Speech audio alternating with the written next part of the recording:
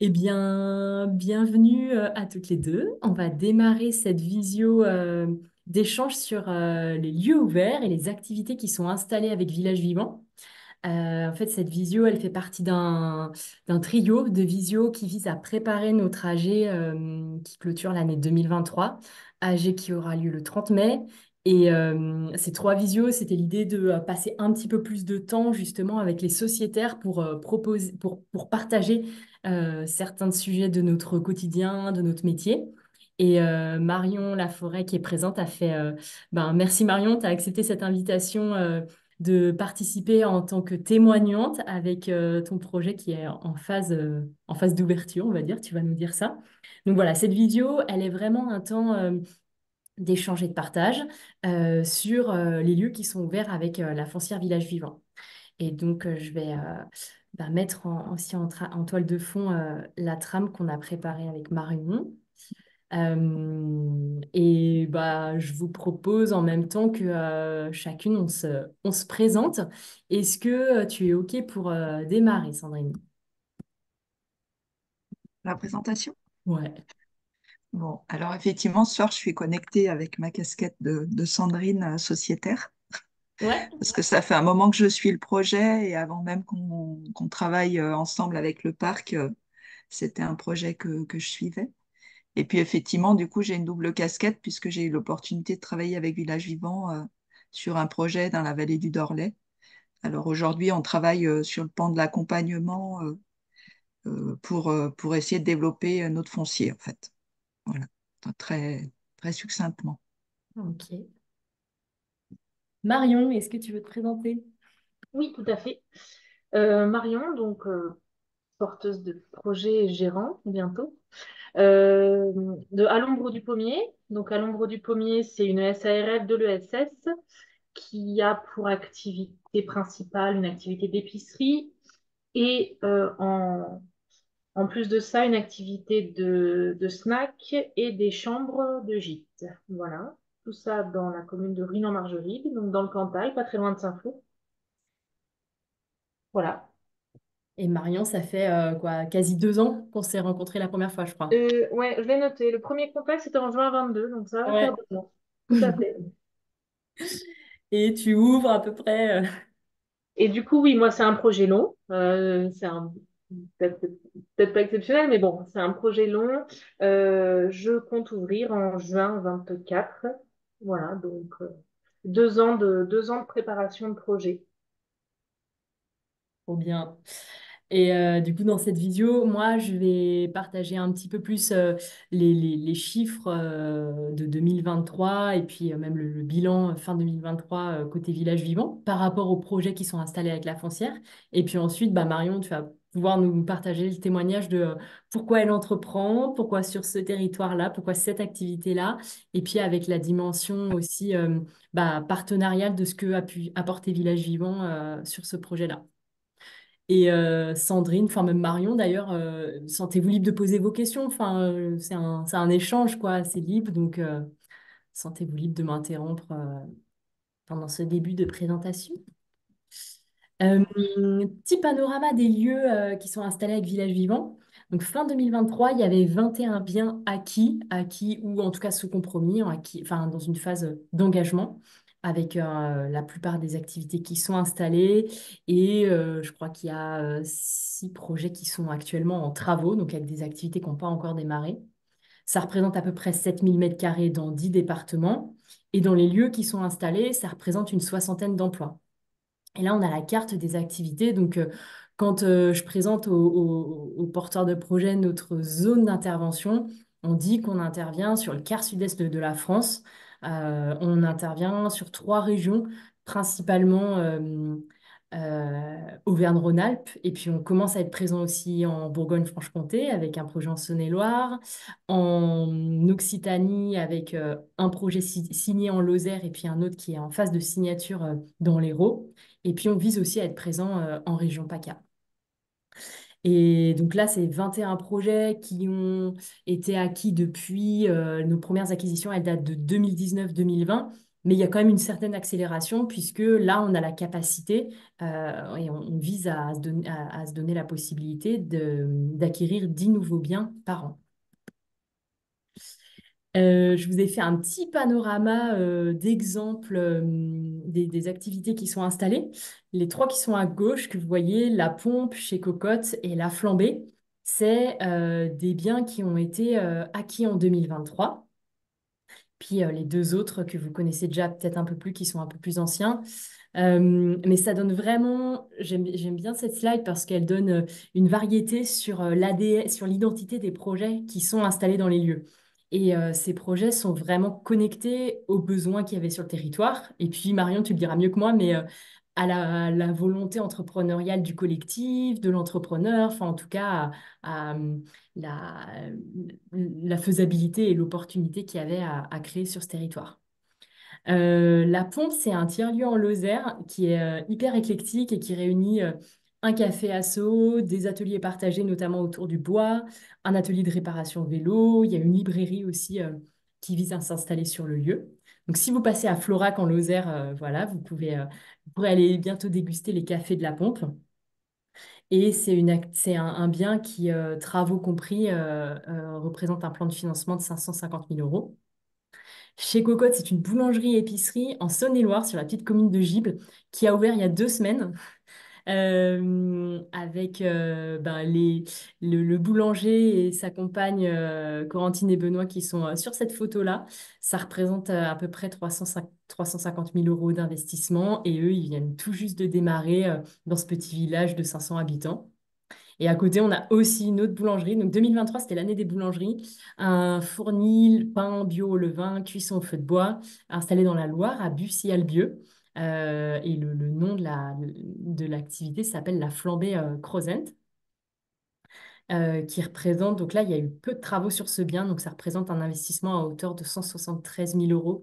Ça me semble pas beaucoup quand même. Je me demande s'il n'y a pas une petite erreur là, à cet endroit-là. Ouais, je sens qu'il y a une petite erreur. Je pense que c'est plutôt 350 000, quelque chose comme ça, même s'il n'y a pas eu beaucoup de travaux.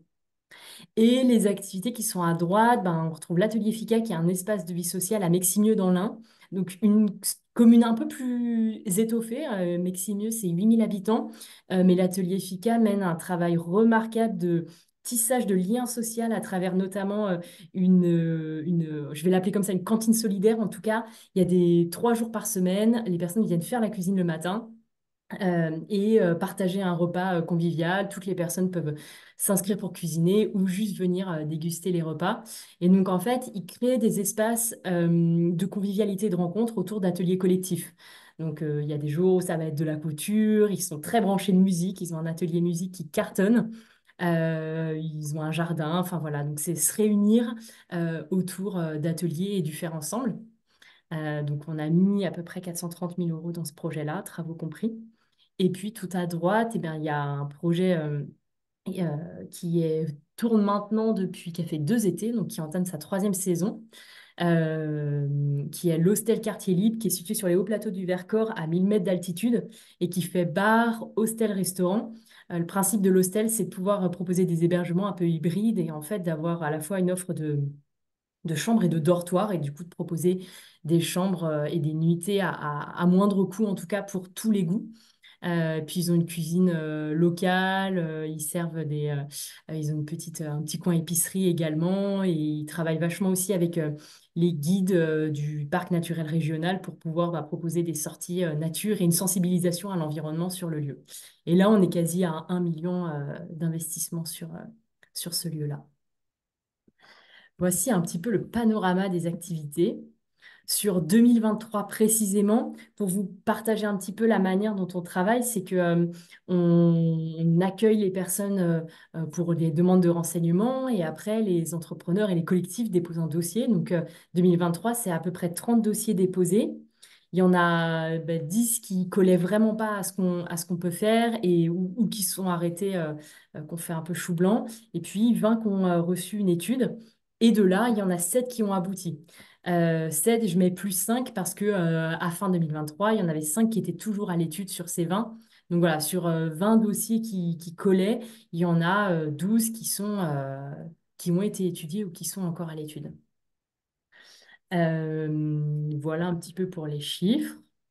Et ben Marion, je te laisse nous parler de À l'ombre du pommier, à Ruines. J'ai trouvé cette magnifique photo qui fait old fashion. On a l'impression d'être rétro dans les années 90. Et du J'adore. moins, il faisait beau ce jour-là, c'est déjà ça.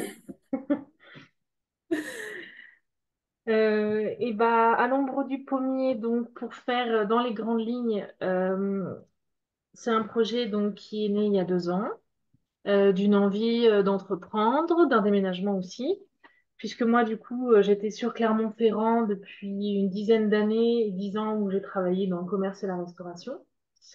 Et puis donc projet de vie fait qu'on s'est installé dans le Cantal, un peu plus au vert, et donc Ruine en Margerite, juste à côté, où un bâtiment était libre, une activité était absente, enfin quelques activités étaient absentes, et donc on va dire que les choses se sont bien rencontrées.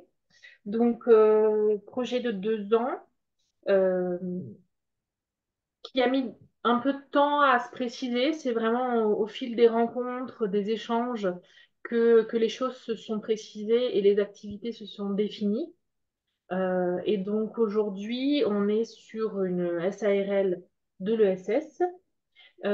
Pour l'instant, je suis seule gérante et dans l'optique de pouvoir recruter prochainement euh, un temps plein qui pourrait déboucher sur un partenariat et donc transformer la SARL en scope, par exemple. Euh, donc, ouverture prévue en juin. 3 activités, principalement épicerie. Donc, l'épicerie, ça va surtout être la priorité au local, puisque ici, on a quand même beaucoup de producteurs euh, en tout genre. Donc, voilà, remettre un peu le savoir-faire du territoire au cœur de la consommation, des locaux et des touristes aussi, puisqu'on a quand même une région assez touristique. Ruine-en-Margerite, c'est un carrefour un peu entre des zones.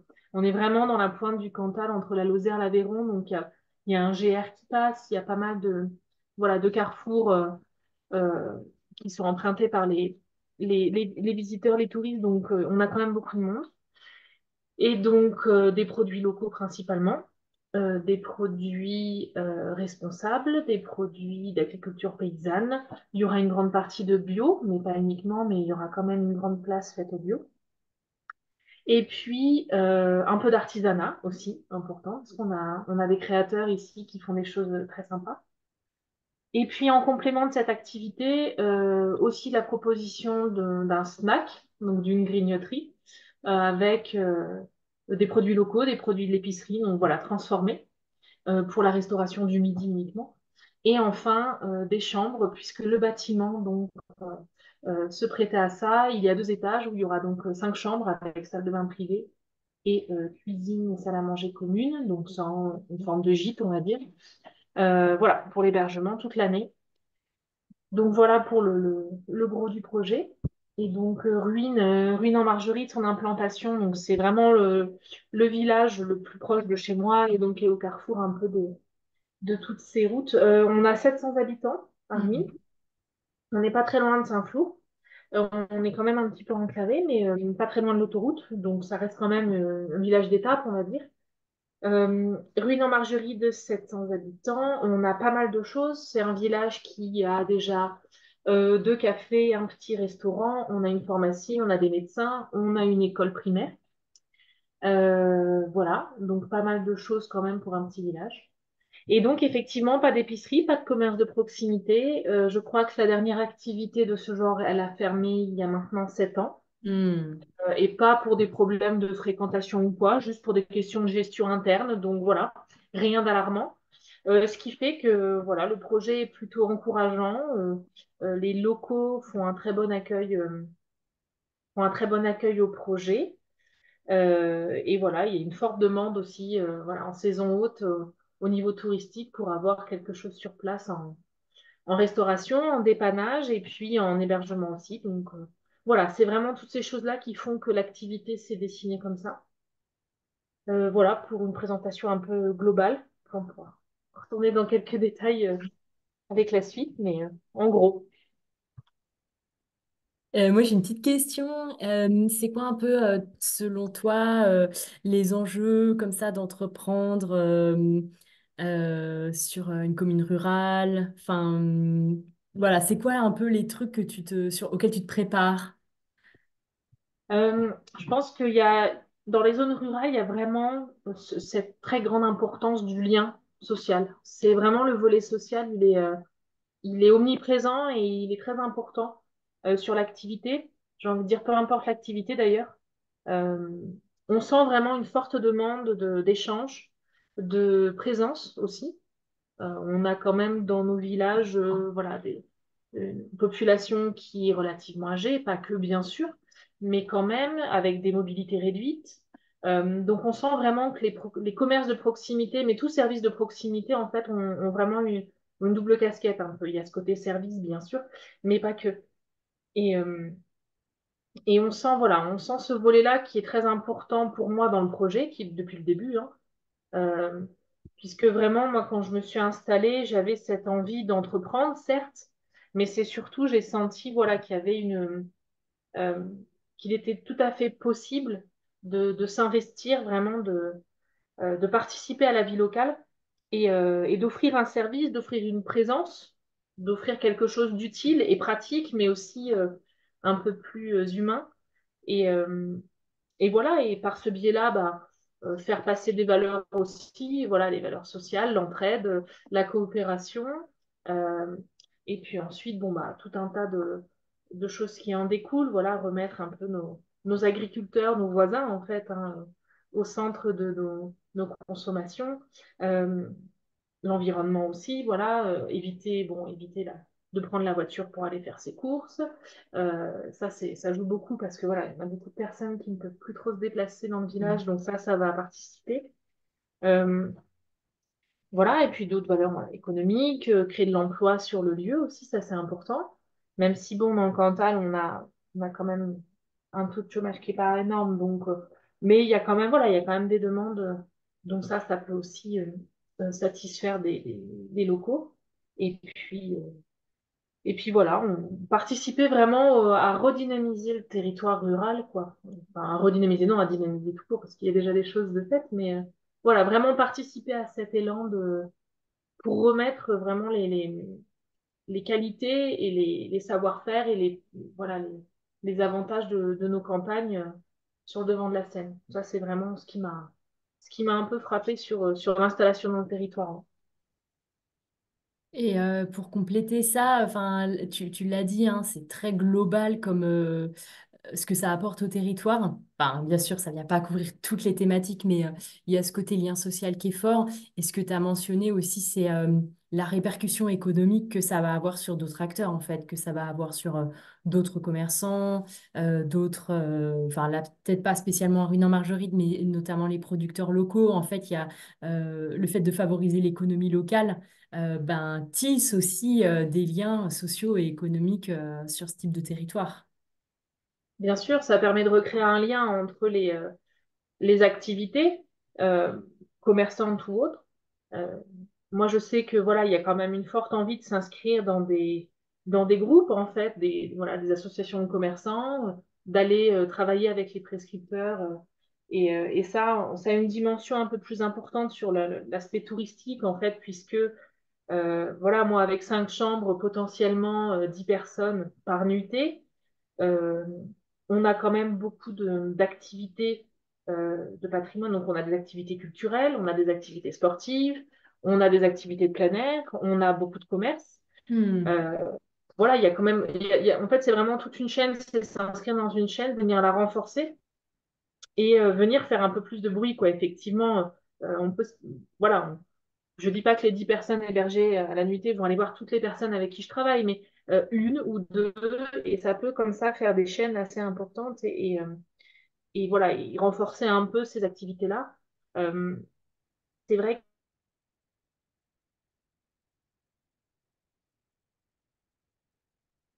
Ah, moi j'ai perdu Marion. qu'on a. Eh bien, moi, je t'entends. Toi, tu m'entends, Sandrine? Ah oui, Marion, on t'a perdu un tout petit peu. Pardon. T'as commencé par c'est vrai que. c'est vrai que, ben voilà, bah c'est vrai. Oui, non, je disais, c'est vrai que c'est, voilà, euh, c'est un cercle vertueux, quoi. Plus on est nombreux à s'entraider et plus on marche, plus on rend service, plus on étoffe le service et plus on se fait connaître, voilà. Euh, mais effectivement, moi, c'est quelque chose que je mets dans la boucle, surtout au niveau du patrimoine et des découvertes, quoi. Bien sûr, Hmm. pour les locaux aussi, ça va jouer énormément. Euh, mais voilà, ça fait vraiment marcher l'économie locale là-dessus, que ce soit les producteurs comme les personnes qui créent de l'activité, qui créent du divertissement ou qui créent des services. Bien sûr que ça entraîne tout ça, ouais. Et je te pose cette question pour Sandrine et puis pour celles et ceux qui nous réécouteront. Est-ce que tu peux repréciser ce que c'est qu'une entreprise, une SARL de l'économie sociale et solidaire? Enfin, tu as dit de l'ESS, hein. Une SARL Oui, de l'ESS. pardon. L'ESS, c'est donc ESS, c'est économie sociale et solidaire. En fait, c'est une petite particule qu'on vient rajouter à notre statut. Ça s'inscrit au moment voilà, des déclarations de statut, de création de statut d'entreprise. En fait, c'est tout simplement une forme qui va nous impliquer dans une démarche sociale et solidaire par quelques engagements qu'on prend. Donc, par exemple, c'est faire passer l'humain, voilà, l'humain un peu avant tout, on va dire. Euh, C'est-à-dire, on va privilégier, par exemple, les gouvernances, ça va être des gouvernances démocratiques. Euh, on va vraiment lutter enfin, on va vraiment se positionner pour par exemple, de la réinsertion, donc par l'emploi, par exemple, ça va être privilégié, favoriser ou du moins faciliter l'embauche et l'accès à l'emploi de personnes en réinsertion, lutter contre les exclusions de tout type, développer le local, voilà. Et puis, donc ça, c'est vraiment l'humain qui va être au centre vraiment de cette particule de l'ESS. Après, il y a aussi la partie économique, c'est-à-dire que par exemple, dans l'entreprise, tous les bénéfices vont vraiment être utilisés pour maintenir l'activité. Ça ne sera pas réparti auprès des différents investisseurs, etc. C'est vraiment, voilà, ça reste dans l'entreprise pour solidifier et assurer l'activité, favoriser, voilà, entraîner l'embauche, enfin, voilà, euh, mettre l'humain vraiment avant ça. Et puis aussi, par exemple, si faillite il y a ou fermeture il y a, bah, le solde doit revenir à une autre entreprise de l'économie solidaire et sociale. Ça repart dans les boucles, en fait. Voilà. C'est des boucles de solidarité qui ont comme principe des principes voilà, sociaux d'inclusion et de, d'entraide, quoi. Et ça, c'est vrai que c'est intéressant. Après, ça engage, hein, il faut respecter ces choses-là quand on décide de faire partie de l'ESS. Après, au niveau des points positifs, enfin, ça favorise, ça nous ouvre les portes sur certains financements, sur certains partenaires. Mais voilà, ça, c'est anecdotique, on va dire, parce que généralement, quand on s'inscrit dans l'ESS, on s'est déjà pas mal entouré de structures qui sont dans Mhm. ces démarches-là. Mais voilà, ça vient conforter un peu et au moins c'est écrit c'est officiel, c'est écrit sur papier qu'on Sur les s'engage statuts. vraiment à suivre ces principes-là, quoi. Mm. Sandrine, du coup, tu lèves la main. Oui, en fait, est-ce que c'est en lien avec ce qu'on appelle ESUS ou ça n'a rien à voir? Alors, Une les us, certification ESUS. c'est le cran au-dessus. Ok. C'est ça. Ouais. Anne-Sophie, si tu sais, tu saurais expliquer. C'est, je ne sais Parce pas. qu'ESUS, je crois qu'il faut 3 ans d'activité pour démontrer qu'on fait ça, en fait. C'est ça, pour être Résus, tu dois démontrer plusieurs années d'activité. Et donc, le cran juste avant, c'est entreprise de l'économie sociale et solidaire. Et après, tu peux t'engager plus loin, aller vers Résus. Ouais. Et la limite spécifique, je la connais pas exactement.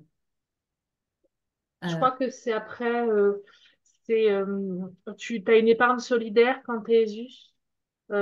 Tu participes à une épargne solidaire, si je dis pas de bêtises. Et après, c'est surtout au niveau des salariés. Ça change pas mal de choses au niveau des salariés, il me semble. Voilà, c'est un engagement qui est un peu plus haut. Mm. en tout cas, ESUS a une limitation de l'écart des salaires. Euh, une limitation dans la rémunération des associés, et donc le fait de ne pas aller en bourse. Et puis tu dois démontrer que ton statut de l'économie sociale et solidaire t'emmène à avoir soit des produits ou des revenus qui sont moindres, soit des charges qui sont plus élevées. Et là où je connais pas la définition précise, c'est un peu moins strict sur les structures de l'ESS, les entreprises de l'ESS. C'est un, D'accord.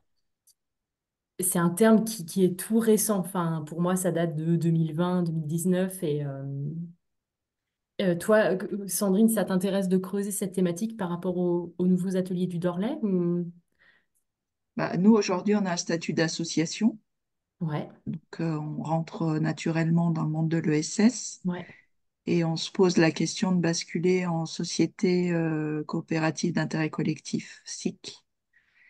Mais voilà. Après, on nous a souvent expliqué que le format et la forme juridique, c'était une surcouche et c'est surtout l'histoire et l'ambition qu'on se donne et les règles du jeu qu'on a envie d'utiliser qui sont importantes. Mais c'est ouais. vrai qu'à un moment, on fait des choix qui se lisent à l'extérieur aussi. Et du coup, je connaissais pas le principe de rajouter ESS sur un format un peu plus, entre guillemets, classique, en fait. Oui.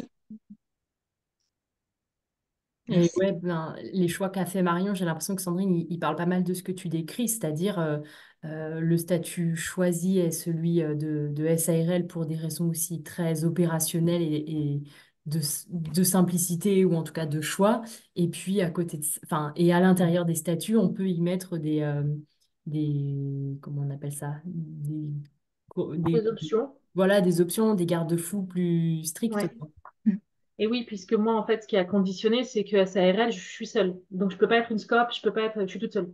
Donc, en Ouais. fait, unipersonnel, j'avais pas trop de choix dans les statuts. Donc, le SARL, voilà, avec cette particule de l'ESS, c'était pour moi ce qui se rapprochait un peu plus de la volonté que j'avais. Euh, mais voilà, si embauche il y a et mutation en scope, on serait un peu plus en phase déjà. euh, Mm. voilà, moi, ça dépendait effectivement d'un manque de choix pour des questions pratiques du fait d'être seule. D'accord, merci. Et en revanche, ESUS, c'est vraiment pour le coup un agrément qui est délivré par les directions du travail, dont j'ai plus l'acronyme, et qui est en plus à renouveler de manière pluriannuelle. Et donc pour ces agréments ouvrent aussi le droit à des avantages, il me semble, fiscaux ou l'ouverture à certains financements auxquels n'ouvre pas forcément une structure de l'économie sociale et solidaire. Pas juste entreprise de l'ESS, on va dire. D'accord. Eh ben, trop chouette, merci pour ces précisions, Marion. Est-ce que sur le dernier point là qui était chouette de partager avec vous, c'est en quoi toi, Marion, tu as vu euh, la relation avec Village Vivant comme un partenariat en fait? Quels sont les éléments qui ont été importants pour toi et qui vont l'être dans le futur dans le développement du projet? Il y en a pas mal. En fait, Village Vivant, ça a été un des premiers interlocuteurs, quasiment. En fait, j'ai tout juste commencé une formation avec BGE, qui est une asso qui aide un peu, voilà, au début à savoir si on est prêt pour l'entrepreneuriat, si le projet est viable dans les grandes lignes, enfin voilà. Et c'était un peu le début. Et tout de suite après, il y a eu Village Vivant. Donc, ça a été un des premiers interlocuteurs que j'ai eu. Et donc, sur, sur les échanges, il y a eu beaucoup de facettes différentes et surtout au niveau de la chronologie, vraiment, la relation a vraiment évolué. Euh, il y a bien sûr le levier financier hein, qui est considérable puisque moi j'ai revu un peu les chiffres. Donc, moi, j'ai un investissement, comme un peu la présentation que tu as fait plus tôt, Anne-Sophie, sur les différentes activités. Moi, je suis un investissement de la part de Village Vivant d'à peu près 360 000 euros hors taxe, si je dis pas de bêtises. Moi, Euh, j'ai 500, mais non, c'est bizarre, hein. de... Achat plus travaux. Ouais, mais je compte pas la petite maison. Ah oui, d'accord, ok. Je compte vraiment que Ouais. l'activité épicerie, parce que mon cas était un peu particulier. Il y avait deux maisons en une. Enfin, bon, c'était un truc un peu. Mais vraiment, l'activité, donc c'est la grosse maison et les travaux. Donc, je suis à 190 000 d'achats et 170 des travaux, ça fait 360 à peu près.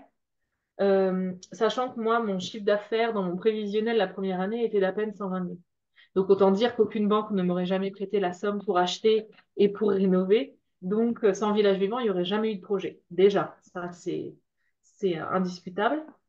Et surtout, ça a permis plein d'autres choses. Ça a permis de m'inscrire dans un système économique qui était vraiment plus en lien, enfin, plus en adéquation avec mes valeurs personnelles, mais aussi celles que je veux faire découvrir et partager avec, via l'activité.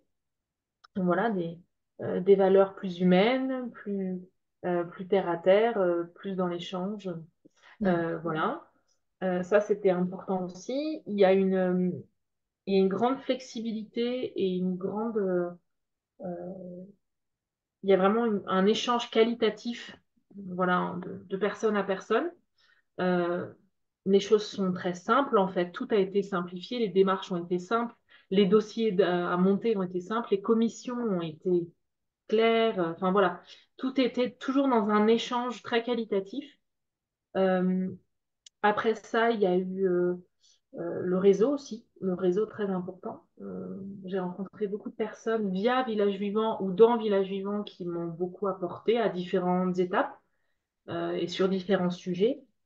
C'est très important puisque quand on est entrepreneur dans les milieux ruraux, on est très vite isolé. Mm. Ça peut être très très dur, même quand l'activité n'a pas encore commencé.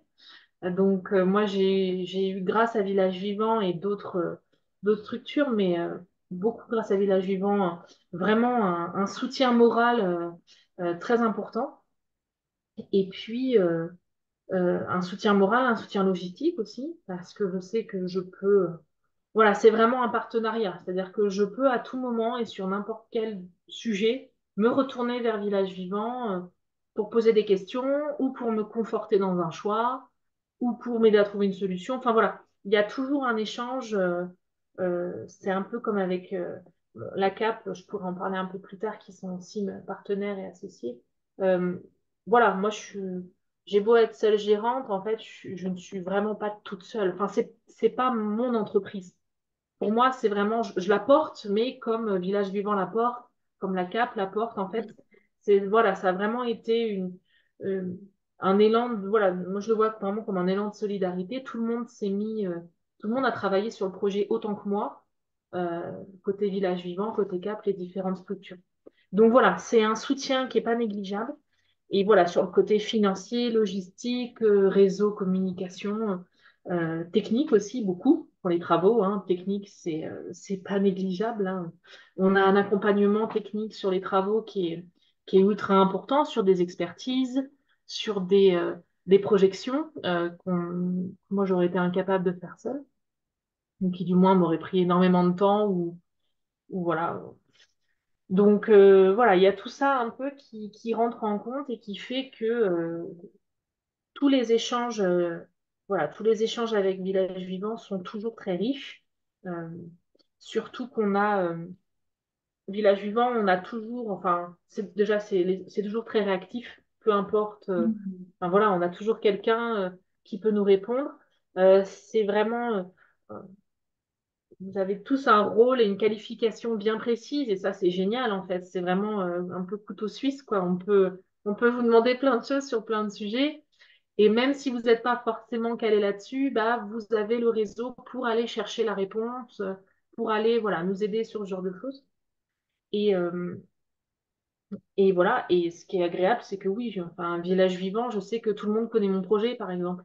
Et Ouais, ça c'est ouais. hyper important, quoi, parce que ouais, on se sent soutenu, ça porte, quoi. On se dit, bah, il y a une dizaine de personnes qui s'intéressent, savoir si tout va bien, si les travaux vont bien, si l'ouverture est proche, etc. Donc, ouais, ce côté vraiment soutien moral et plus logistique, etc., ça n'a pas de prix, quoi. Et c'est surtout quelque chose qu'on ne retrouve pas dans d'autres systèmes, quoi, dans d'autres constructions d'accompagnement ou de financement. Donc, en fait, j'ai envie de dire qu'in fine, même si le levier financier est très important au niveau des sommes, ou finalement, tout ce qu'il y a à côté, c'est presque tout aussi important, voire plus parfois. voilà, sur ce que je peux dire de vraiment Mm. de la relation entre les activités et village vivant. Et merci, ça fait aussi super chaud au cœur à entendre. Et puis, je vois aussi très bien les personnes qui t'accompagnent plus au quotidien et leur manière d'être. Et aussi le fait que on partage énormément, comme tu l'as dit, sur les projets en interne et tout le monde s'intéresse à voilà, quand est-ce que tu vas ouvrir, où en sont les travaux, comment est la tapisserie. Euh, Moi, ce que je peux rajouter, c'est que il y a dans les choses peut-être qu'on apporte aussi, c'est une dimension sur la professionnalisation du projet, dans le sens où on est assez exigeant pendant le temps de l'instruction, dans l'étude du projet, et avant que le soit acquis, c'est un temps qui est long, quoi. On va pas acheter le bien du jour au lendemain et signer un bail du jour au lendemain. C'est un temps qui est incompressible et qui est assez, enfin, long. Là, je pense pour Marion, ça a été un peu plus de 6 mois entre le moment où on s'est rencontrés en juin, juillet, et puis le moment où nous, on a mis le tampon pour dire, OK, on achète ce bâtiment-là pour l'installation d'à l'ombre du pommier. Et en fait, on est aussi, on pousse à ce que le projet travaille avec des partenaires sur son modèle économique, se professionnalise. Toi, Marion, je me souviens que tu as dû répondre aussi à pas mal de questions sur l'organisation, comment, là, en étant seul au démarrage, tu allais gérer cette facette multi-activité, comment tu allais t'organiser logistiquement. Donc, on est exigeant, mais du coup, ça pousse à ce que le projet soit peut-être bien préparé et se professionnalise. Il y a ça. Il y a la mise en réseau, ça, tu l'as dit. Et puis, sur le côté technique, ce que nous font remonter certains porteurs de projets ou activités installées, c'est que dans la phase de travaux, je tiens à mentionner que les porteurs de projets en font beaucoup. Enfin, Marion, on en parlait au début. Ton père est venu 10 jours, toi, tu es tous les jours, je pense, quasi sur le chantier là, depuis un moment. Donc, les porteurs de projets c'est pas à clé en main en fait. Vous êtes hyper sollicités, mobilisés. Un, pour faire des travaux vous-même qui vont réduire la facture travaux et donc limiter l'enveloppe de loyer par la suite, mais également parce qu'en tant qu'usager, on vous implique dans les choix pour votre projet. Et donc, vous êtes super impliqués et en même temps, là, ce qu'apporte Village Vivant, c'est surtout quand il y a des architectes, quand il y a un bureau de contrôle qui doit intervenir, bah, c'est de faire ce lien entre tous ces corps de métier, arriver à traduire ce qu'on veut, ce que veulent les usagers aux artisans, à l'architecte. Donc, au-delà du rôle de maîtrise d'ouvrage, parce qu'on est propriétaire du bâtiment, il y a un rôle aussi de coordination, d'apprendre à se parler. Et comme on le fait sur beaucoup de biens, en même temps, avec beaucoup d'histoires, beaucoup de passifs et d'expériences, en fait, on est aussi en capacité de faire remonter des sujets, des difficultés. Enfin, là, il y a eu un sujet sur les WC. Euh, PMR dans le local de Marion, bon bah voilà, ça n'arrivera plus, tu vois. On essuie les plâtres à chaque. Sandrine, est-ce que tu peux poser ta Oui, question?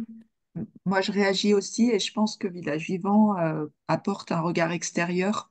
Quand on est porteur de projet, on a le nez dans le guidon. Et puis on a envie que ça marche, et puis des fois on se voile un peu la face sur des choses. Et je pense que ça, c'est important aussi d'avoir ce soutien qui, à certains moments, est peut-être déstabilisant. Ou, voilà, quand on est en train de partir dans le mur, ben, c'est sympa qu'il y ait quelqu'un qui nous le dise avant qu'on soit trop écrabouillé dessus, quoi. Eh Et je ben pense ouais, que ça, c'est important. C'est exactement ça, parce que tout au long, en fait, alors, quand c'est, quand on n'est pas sûr et qu'on a besoin d'une aide à prendre une décision, Village Vivant est là. Quand on avance quelque chose, mais que on n'a pas vu une erreur, qu'on n'a pas vu que c'était une mauvaise idée ou quoi, Village Vivant aussi est là. Et effectivement, ou alors, et des fois, Village Vivant est force de proposition sur des choses auxquelles on n'a pas pensé. C'est vraiment, oui, c'est vraiment ça. Quand je disais c'est vraiment un partenariat, quoi. C'est main dans la main. Enfin, moi, je me vois pas, je fais jamais quelque chose sans demander l'avis d'abord bon, c'est Fabien, mon contact, Fabien et Fantine, mes contacts premiers à Village Vivant. Et je sais que voilà, je fais rien sans leur demander, un peu comme si j'avais des associés, quoi. Vraiment comme si on Hmm. était c'est sur un pied d'égalité pour beaucoup de choses, un peu moins pour la phase vraiment entreprise, par exemple, bon, bah, le choix des produits, les petites choses euh, Métier, quoi. un peu plus métier, mais quoique, il y a quand même beaucoup de choses intéressantes sur lesquelles on a réfléchi ensemble et beaucoup de choses, voilà, ce qui permet effectivement de limiter la casse, de moins faire d'erreurs et surtout euh, voilà, d'être plus fort en plusieurs forces de propositions. C'est sûr que plus on est nombreux, mieux c'est, quoi. Donc ça, c'est oui, c'est très important aussi d'avoir ce concours-là de village vivant. Et en fait, c'est marrant, Marion, parce que tu as mentionné le fait que tu sais qu'il y a du monde derrière toi, tu sais qu'il y a des personnes qui s'intéressent au projet. Et moi, je le traduis à l'échelle de l'équipe salariée, puis de l'équipe du conseil d'administration. On est une vingtaine à suivre quasi au quotidien vraiment les projets. Mais au-delà de ça, ce qui est fort, c'est qu'en fait, il y a plus de quasi 700 sociétaires, dont Sandrine fait partie, qui sont aussi très régulièrement informés ou impliqués dans le devenir des projets. Et du coup, enfin, ça fait aussi du monde derrière, quoi. Et ouais. Et c'est vrai que je le vois beaucoup avec le chant du coq, par exemple, la newsletter. Enfin, que c'est génial, quoi, quand on voit les nouvelles, mais même entre activités de village vivant, hein, quand moi je ne connais pas forcément, mais ouais, on se sent soutenu et puis on sent qu'on participe à quelque chose, même si Mm. voilà, si on ne connaît pas forcément tous les projets et tous les porteurs de projets et tous les sociétaires et tous les salariés de village vivant, mais voilà, on sent quand même qu'il y a voilà, cette force qui soutient et beaucoup par la newsletter et puis par ces événements-là qui sont super aussi. Et voilà, quand on a des moments où on peut voilà, échanger ou du moins faire savoir, c'est toujours intéressant. Et puis, je mentionne juste une dernière petite chose que tu n'as pas encore vécu, Marion, parce que après, c'est dans le lien qu'on a avec les activités qui sont installées. Il y a un lien minimal qui est un rendez-vous par an pour connaître l'activité, la santé de l'activité, puis la santé du collectif et des entrepreneurs. Mais au-delà de ça, dans les 3 premières années, déjà, on est quand même beaucoup plus présent. C'est au moins 2 à 3 fois par an. Et puis, il y a tu l'as mentionné, Marion, cette disponibilité, cette réactivité. Et en fait, moi, je l'ai pas mal expérimenté sur des, des porteurs de projets qui anticipent, prévoient hyper bien que, tiens, là, ils vont avoir une difficulté dans 6 mois, ils vont avoir un petit décalage de trésor parce qu'ils attendent une subvention ou que finalement, la saisonnalité, elle n'est pas ce qu'ils avaient prévu dans leur prévisionnel et qui pensent, en fait, qui n'hésitent pas à m'appeler. Et je suis souvent la première partenaire presque qu'ils appellent pour ben, déjà nous en informer. Et ça, c'est chouette. Et nous, ça permet, par exemple, sur certaines activités, on a pu faire un différé de loyer parce que on avait anticipé qu'ils là, ils avaient un trou de trésorerie sur 2 mois. Et en fait, c'était tout à fait OK. Mais aussi pour bah, pouvoir déposer, enfin, que les entrepreneurs puissent déposer, qu'on fasse un petit point, qu'on recherche des solutions ensemble. Et puis parfois, mon rôle, c'est vraiment juste d'écouter. Et en fait, ça Oui. amène quelque chose aussi côté des entrepreneurs. Hmm. Est-ce que Sandrine, tu as d'autres questions? Est-ce que Marion, je sais pas, est-ce que ça t'a amené des questions, cette visio? C'est peut-être pas obligé, hein. Des questions, oui et non. Des questions, c'est comment, je sais pas, comment échanger encore plus autour du groupe.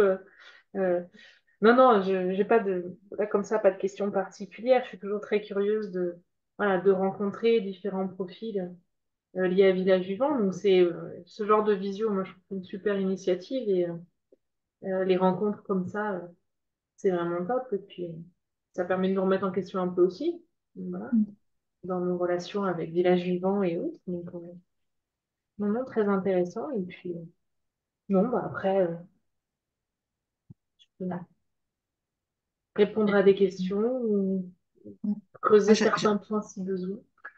j'avais une question peut-être plutôt pour Anne-Sophie. Tu as évoqué les sociétaires.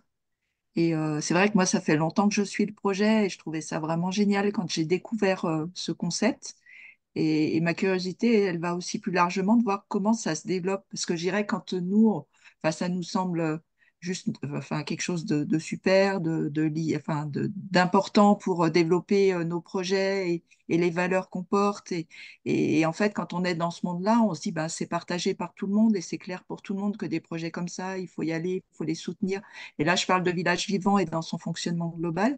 Mais comment ça se développe, en fait, le sociétariat autour de vos projets, de vos ambitions? Enfin, c'est quand même assez ascendant quand on le voit comme ça de loin. Indépendamment de prendre un projet comme ça, vraiment dans sa globalité, ça me semble vraiment sur une jolie pente, quoi, qui grimpe. Alors là, quand tu parles du sociétariat côté village vivant, hein, pas sociétariat dans Oui, les activités, ouais. Alors, pour te faire un petit historique, on a créé la SIC en 2018. Avant, on était une asso. Et la SIC a tout de suite visé à accueillir un grand nombre de sociétaires, sauf qu'on était en SIC SARL et en fait, on était limité en termes de sociétaires. Donc, on était limité à 149.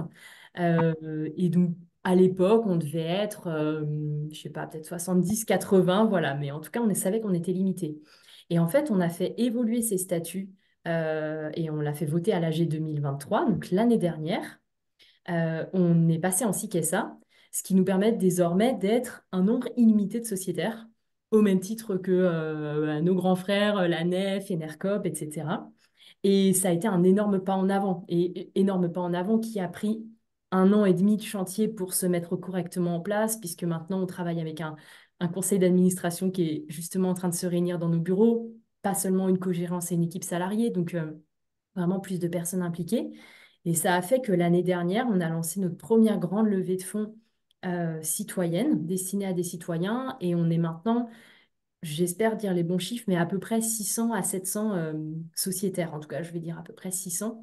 Et la manière dont on le fait, c'est que pour le moment, on travaille à des temps forts, enfin, en tout cas sur plusieurs années d'affilée, des temps forts de levée de fonds. Donc on va, par exemple, là, à partir de septembre, déployer vraiment le renouvellement et l'agrandissement de ce sociétariat. Mais sinon, tout au long de l'année, chaque citoyen peut devenir sociétaire, donc associé de la coopérative Village Vivant, avec une part sociale qui est à 100 euros. Et ce qui pour nous est précieux, c'est de pouvoir vraiment utiliser l'outil SIC dans toute son essence, c'est-à-dire réunir des citoyens, des personnes physiques, des personnes morales, qu'elles soient de l'ESS ou non, et des collectivités autour d'un seul et même objet social. Et là, du coup, ça réunit un objet, comme disait Marion, de coopération et on sent qu'on participe à un truc plus grand, quoi. Est-ce que Sandrine, ça a répondu à ta question? Je suis pas sûre. si ça me donne le volume effectivement de l'intérêt. Enfin, en tout cas, les gens qui sont sociétaires, ça veut dire qu'à un moment, ils ont reçu cette information et ils adhèrent au concept. Et du coup, j'imagine que tout ça, ça vous permet aussi, vous, plus globalement, de vous projeter sur des volumes de projets qui pourront être accompagnés. Enfin, comment tout ça, vous le Ouais, tout voyez? à fait. Nous, on a un prévisionnel financier à 10 ans avec quand même les 3 prochaines années qui sont plus développées. Et en fait, on se donne un objectif de levée de fonds citoyenne. Par exemple, l'objectif pour 2024, il est de 1,7 million ou 1,8 million auprès du grand public. Et en fait, ce que j'ai peut-être pas précisé par avant, c'est que les levées de fonds citoyennes nous permettent de faire effet levier auprès d'acteurs institutionnels. Et Mm. là, on va venir mobiliser des fonds de l'État, la Banque des Territoires et plusieurs fondations. Et je simplifie un peu le truc, mais si les citoyens mettent 500 000 au pot, eh ben, les investisseurs institutionnels vont mettre 1 million. Et en fait, voilà, c'est la force du collectif au sein de ce projet qui permet de faire effet levier, qui montre qu'on a un grand nombre en fait à participer à cet objet commun et qui nous permet de déployer un objectif plus grand. Et alors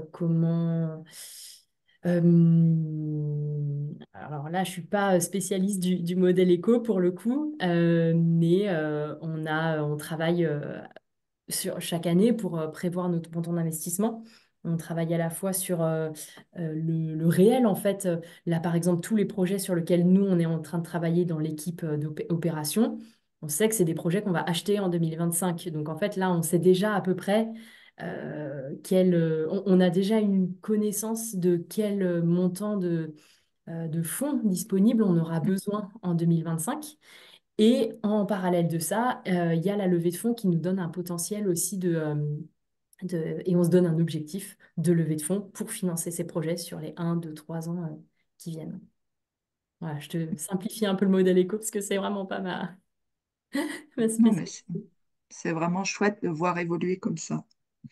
Ouais, ouais, ouais, au début, enfin voilà, il y a une vraie évolution depuis 7 ans, depuis 6 ans que la SIC a été créée, et une évolution qui est en même temps progressive, enfin, qui s'est faite avec de l'expérimentation et puis l'acquisition de connaissances et d'expériences dans ce métier de foncière au service des projets ruraux. Et puis, pour ajouter un exemple à plus petite échelle, mais par les projets aussi énormément, si je dis pas de bêtises, moi, la commune où je suis installée, Ruine-en-Margeride, village vivant, on ne connaissait pas. Et du coup, par présentation du projet et par échange, euh, la mairie, la mairie de Ruine est devenue sociétaire de village vivant. Exact. Voilà, la mairie a pris part à l'aventure. Bien sûr, au niveau de la clientèle, la clientèle de l'épicerie, mais aussi les partenaires, les prescripteurs, etc. Petit à petit, on en parle, on sensibilise, on dit, bon, bah voilà, si ça existe, c'est grâce à Village Vivant. Qu'est-ce que c'est Village Vivant? Ah, qui finance Village Vivant, etc., etc. C'est Et des en fait, citoyens. vous pouvez aussi, vous, enfin voilà. Et petit à petit, comme ça, on sème des graines, en fait, à petite échelle, pour le coup, là, parce que c'est l'échelle, voilà, du premier contact, quoi, vraiment, euh, de village vivant. Voilà, ça fait des petites actions comme ça et ça permet de devenir grossir un peu les rangs. Mais c'est vrai que voilà, on peut, mais en plus très simplement, hein, la mairie, ça s'est fait enfin, vite et sans. Il y a eu quelques échanges voilà, avec Fabien euh, qui s'occupe de l'antenne Massif Centrale. Mais voilà, donc c'est vrai que ça permet de toucher des publics aussi différents. Voilà, à petite échelle, ça avance. Ouais, et ça, c'est une vraie force des SIC de pouvoir impliquer des collectivités dans son Ouais, sociétariat, quoi. Mais ouais, moi, Marion, je voulais répondre à une de tes questions, entre guillemets, qui était l'envie de créer plus de liens, plus de réseaux avec d'autres activités. Pour répondre un petit peu à ça, c'est vraiment quelque chose qui nous tient à cœur. Et en plus, enfin, moi, voyant au quotidien ceux qui ont monté le fournil à Bussy-Albieux, Crozent, le couple en Scope qui a monté la boulangerie chez Cocotte en Saône-et-Loire. Enfin, en fait, je vous vois bien, mais toutes les passerelles et l'enrichissement qu'il pourrait y avoir. Et on se tâte encore beaucoup sur le format. Enfin, en fait, je pense qu'il y a un moment où le format, il viendra pas de l'équipe salariée, il viendra des sociétaires, il viendra des activités installées. Et, euh, et c'est pas à nous de décider si c'est un festival ou des visios. Enfin, voilà, tu vois, mais il y a un truc qui va c'est se sûr. faire. Et là-dessus, il y a une personne précieuse qui nous a rejoint au début de l'année qui s'appelle Clémence, qui vous a envoyé le lien, qui est chargée de la VICOP et qui va, elle, là, à partir de l'AG, là, qui a lieu dans 2 semaines, avoir vraiment pour mission de euh, créer les bons cercles, créer les bons engrenages et les réseaux au sein des différents interlocuteurs, enfin, au sein des différentes parties prenantes de la SIC. Et Mm. donc, il y a quelque chose à faire avec les porteurs de projets. Alors moi, je l'exprime comme ça, mais mon rêve, c'est que demain, ce soit des activités installées qui se saisissent des conditions financières ou de comment Village Vivant calcule ses loyers pour les activités. Voilà, je donne un exemple, ce serait que des activités installées soient vraiment au cœur des rouages de notre ingénierie financière ou autre. Mais Ouais, voilà, je pense qu'il y a vraiment de la matière là-dessus à créer avec la vigilance de la dispo, parce qu'en fait, quand tu démarres une activité ou même que tu exploites, ben, certes, tu auras certainement besoin de soupapes, pour venir partager, échanger avec d'autres acteurs. Et en même temps, bah, tu as ton quotidien qui fait que tu as Oui. déjà bien à faire. Mais c'est aussi voilà l'intérêt de faire partie d'un collectif. C'est que, je le vois par exemple, je donne l'exemple de la CAP, donc qui est associée à mon projet. La CAP, c'est la coopérative auvergnate d'alimentation de proximité. Donc c'est une coopérative qui met en lien toutes les personnes qui travaillent autour de l'alimentation de proximité, de l'alimentation bio. Donc il y a Fournil, il y a toutes les Fournil, salon de thé, épicerie, il y a aussi. On est trois maintenant, je crois. Enfin voilà, c'est intéressant. Et par exemple, à la CAP, on a des canaux de discussion sur des applications, etc., Mm. pour échanger avec toutes sortes de différents sujets. Mais on a aussi, et ce qui est plus important, moi je trouve, c'est on a des séminaires. Je crois qu'il y en a 2 par an, si je ne dis pas de bêtises. Il y en a 2 par an et en fait c'est sur un week-end. Donc on a euh, des activités, donc des ateliers en fait thématiques, plusieurs, comme ça chacun va un peu s'inscrire. Il y a des temps, voilà, en fait, des temps d'ateliers séparés sur des thématiques et des temps communs avec des sujets plus généraux. C'est le moment où on fait l'AG aussi, euh, puisque pareil, on est sur une gouvernance horizontale entre les sociétaires. Voilà. Mais c'est des temps forts, on a, voilà, on a des temps de repas partagés, avec souvent on peut dormir sur place le samedi soir, et en fait on fait ça à chaque fois près d'activités de la CAP. Mm. Là par exemple cette année c'est dans une semaine, 2 semaines, et c'est pas très loin de Fontane, donc l'épicerie de Fontane, qui est un projet Village Vivant et CAP aussi, comme moi. Voilà, et en fait c'est intéressant parce que ça nous permet nous d'aller voir l'activité, qu'on connaît ou qu'on connaît pas, on n'est pas tous dispo forcément pour y aller, mais et c'est intéressant. Et je vois ça avec le prisme village vivant, avec en plus des activités de l'équipe, en plus les sociétaires, qui peuvent, voilà, qui pourraient vraiment, du coup, voir de leurs yeux vus ce que ça donne dans le concret, dans le projet, sur place. Découvrir, voilà, découvrir les porteurs de projets, découvrir l'équipe de Village Vivant, euh, découvrir aussi les autres profils de sociétaires et pareil pour tout le monde en fait, ça serait pareil pour nous, ça nous permet quelques-uns de l'équipe que je connais pas du tout, que j'ai jamais vu, et beaucoup de sociétaires bien sûr, je lis les docs, voilà, mais j'en ai jamais rencontré. En Mm. fait, il n'y a pas eu de temps où j'ai pas pu, voilà, en visio je peux, mais c'est vrai que voilà, et c'est toujours hyper intéressant. Je pense, pour les sociétaires de se rendre compte, en fait, de ce que ça donne dans le réel. Voilà. Et pour nous aussi de savoir grâce à qui on fait ce qu'on fait, quoi. Donc, bon, après, les séminaires, c'est vrai que c'est beaucoup de logistique. Après, ça peut pas, Village Vivant, beaucoup plus étendu que la CAP. La CAP, on est vraiment sur 2, 3 départements, mais voilà, dans l'idée, ça pourrait être des temps festifs, effectivement, des temps d'échange, des temps de travail aussi, parce que les ateliers, c'est toujours enrichissant. Et comme tu disais, oui, on a notre vie, bien sûr, que bon, bah, si moi j'ai 3 semaines de congé dans l'année, bien sûr qu'il y a 2 semaines et demie que j'ai envie de passer avec ma famille et mes amis. Mais sur les 3 semaines, il y a 2 semaines et demie. Et puis le reste, je dis pas non à une petite rencontre. Ça permet de resserrer les liens et voilà, de renforcer ce sentiment d'appartenance à, voilà, un collectif qui est très important quand on a des projets comme les nôtres, quoi. Qui sont pas juste, voilà, on n'est pas c'est pas des projets, enfin, c'est pas des entreprises comme les autres. On n'est pas là juste pour faire notre métier dans notre coin et c'est pas le but. Donc ouais, mais je suis d'accord avec toi. C'est vrai que si ça pouvait venir des activités ou voilà de réflexion commune, ça serait chouette. En tout cas, j'ai noté ce que vous faisiez avec la CAP, je trouve ça génial. Ouais, c'est cool. C'est vraiment cool. Chacun prépare à manger, ramène un truc. On trouve toujours un gîte pas très loin. Enfin, moi, je vois, hein, si ça se fait par chez moi, il y a déjà 5 chambres de dispo. Enfin, voilà. Je mets mon gîte à disposition. Enfin voilà, et c'est super cool. Et c'est vraiment très sympa d'avoir ce côté vraiment enrichissant sur les différents ateliers. Par exemple, ce week-end, il y a un atelier informatique, puisqu'on a tous le même logiciel. Voilà, pour nous aider à mieux prendre en main notre logiciel, s'il y a des choses qu'on n'arrive pas à faire au quotidien. Bon. Il y a un atelier sur justement un peu l'intégration de la CAP dans un cercle, c'est dans un groupement de différentes coopératives qui pourraient nous faciliter les choses sur la compta, sur euh, des choses comme ça. Et le troisième atelier, c'est, Je sais plus, c'est celui que j'ai choisi en plus. Euh, je sais plus, mais c'est toujours des thématiques très intéressantes et enrichissantes pour chacun des projets. Et Ok. donc, en plus de ça, on se retrouve toujours tous ensemble pour échanger sur nos activités.